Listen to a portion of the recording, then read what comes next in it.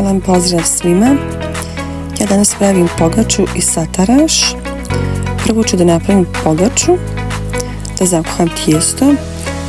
Za ovu pogaču je potrebno 3 cijela jaja.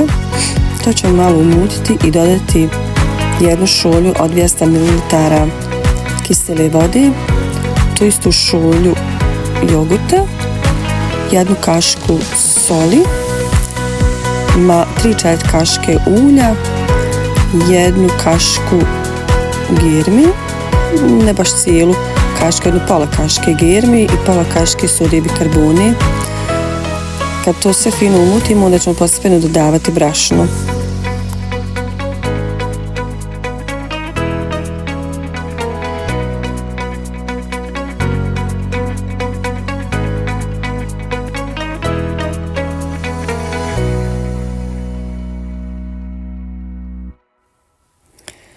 Brašna sam dodala oko 6,5 ovih šolja od 150 grama. To može biti manje ili više, zavisno od tipa brašna koji koristite, veličine jaja i tako dalje. Ovu pogaču ne treba čekati da nadođe, nego odmah čim se fino zamijesi tijesto staviti u tepsiju i da se peče.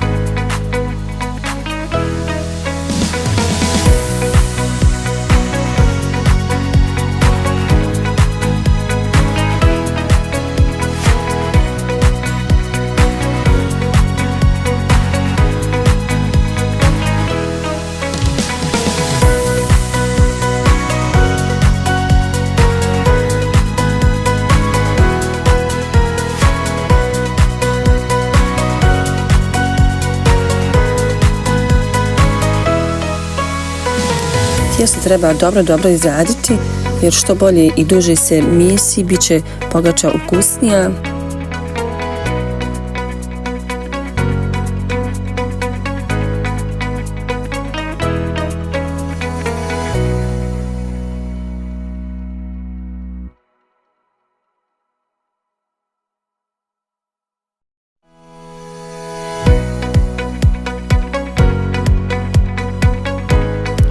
Sad ću tijesto malo posuti uljem i namladiti ga kao za kad pravimo jufku za pitu. Znači formirati jednu kuglu i onda ćemo opet svo tijesto vući ka sredini i okrenuti i fino sastaviti te dijelove okolo.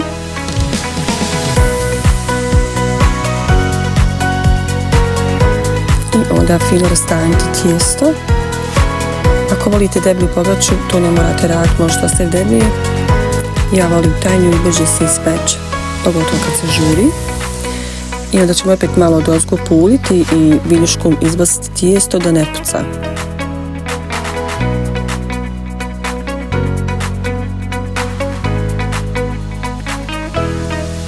Znači fino izvackamo nekoliko mjesta i onda neće pogača pucati prilikom pečenja.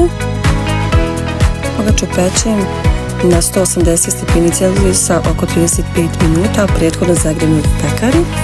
I dok se ona peče, ja ću da pripremim pogače za sataraš.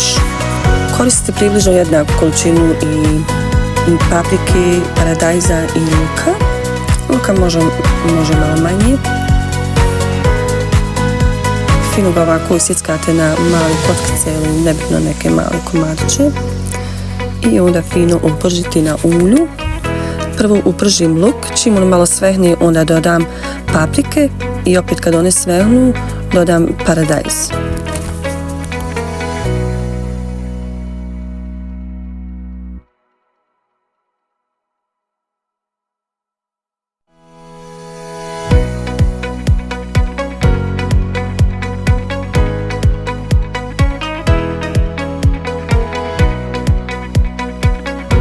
začina koristim vegetu, sol i biber. Ovdje sam stavila jednu kašku manju soli, jednu vegete i jednu bibera.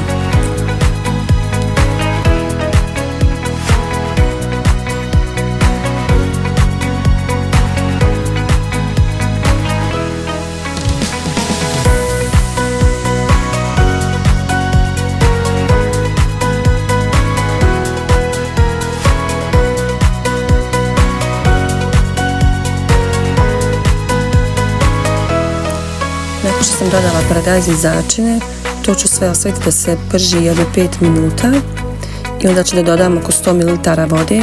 Ako voli gušći sataraš, onda ne treba dodavati vodu, može samo tako da ostavi da se sve to prži u soku od paradajza, ali ja volim da ima više safta pa ću dodati malo vode na kraju i ta voda sva fino ukuha i ne bude rijetko, bude taman.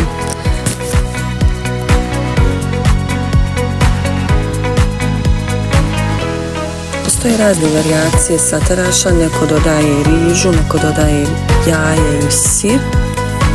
Međutim, za mene pravi sataraš je jedino paprika, paradajz i luk. Sve ostalo su neka vrsta đuveđa, hajmo reći.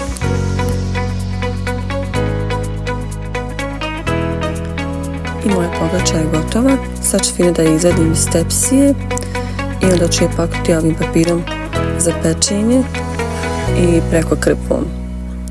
Ostaviti onda da fino omekša.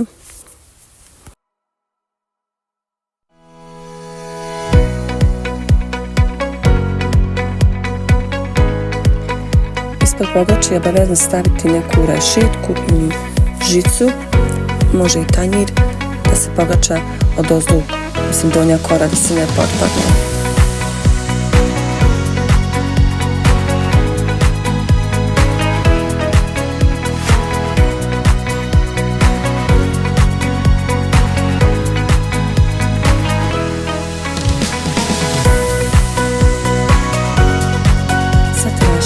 Gotov. Sad ću fino da ga prebacim u posudu u koju ću da ga serviram i onda ću dodati 3 velike kašike pavlake i to fino izmiješati. Ko ne voli davati pavlaku, to može zaobići.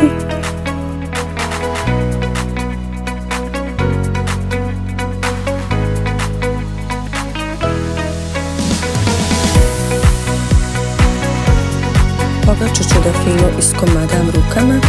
U pravilu pogača se ne reže nožem, nego se fino ovako iskomada rukama na sitnije komade.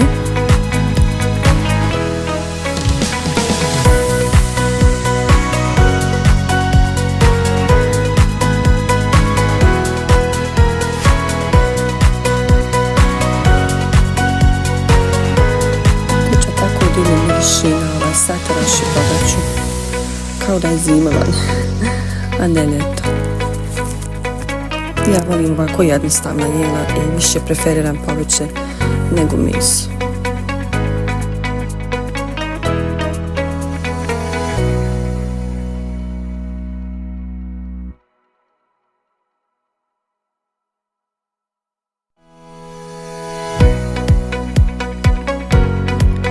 Došlo je vrijeme da se proba ovaj sataraš. Mašala, baš je saftali i šmigali. I to je bilo to za ovaj video. Hvala vam na gledanju. Ukoliko niste, pretplatite se na moj kanal, lajkajte, komentarište mi, pišite na koji način mi pravite sataraš. U sljedećeg gledanja ostavite zdravi i veseli.